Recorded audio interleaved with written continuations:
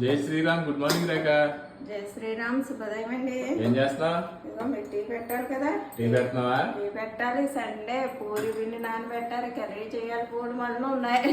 ఏం వద్దు కానీ బయటికి తీసుకెళ్తాను, నేను సర్ప్రైజ్ చేస్తున్నాడు. నిజంగానే? నిజంగానే. ఏంటి సండే రోజు ఎన్నాళ్ళకో సర్ప్రైజ్ ప్లాన్ చేశారు నా కోసం. గుడికో మోకేలా గుడికో దేనికో తర్వాత చెబుతాను కానీ ఒక గంటలో తిరిగి వచ్చేస్తున్నాడు. మరి నేను రెడీ అయిపోద్ది ఏంటి? ఎలా సరిపోతుంది, పర్వాలేదు. ఇలా సరిపోతుందా?